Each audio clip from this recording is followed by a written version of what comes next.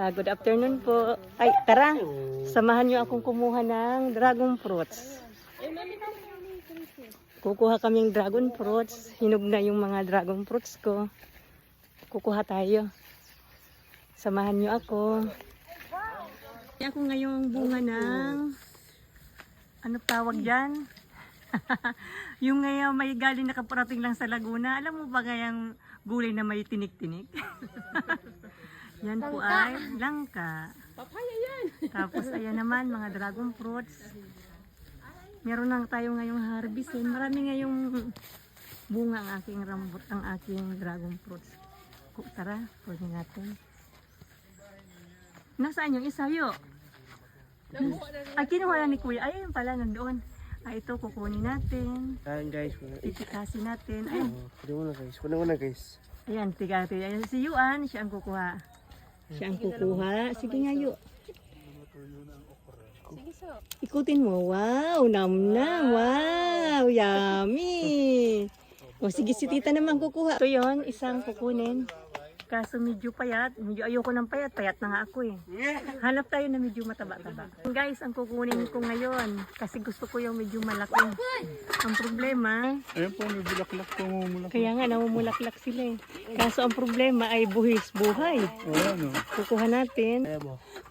Buwis buhay po tayo ngayon. Kukuha po tayo ngayon ng dragon fruits. Ito po ay sarili namin puno. Agad ka pala. Naku po, baka ako mahulog. Nangangatal-ngatal. Ay Diyos ko po. Ang bunga po, mamumunga po. Ay, buwis buhay po. Ay, papa hindi ako mahulog. Hindi. Natatakot ako.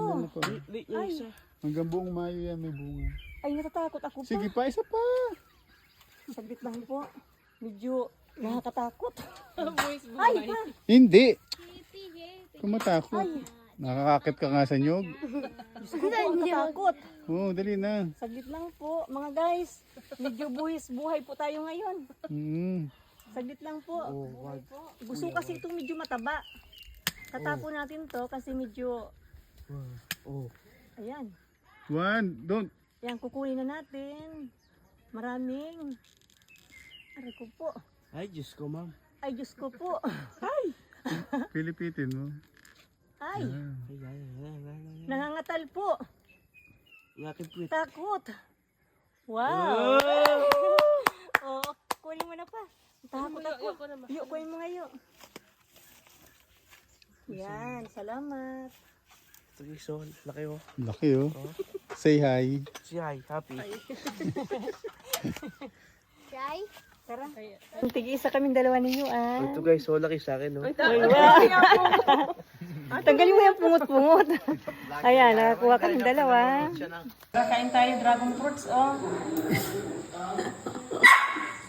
Galing sa sariling puno.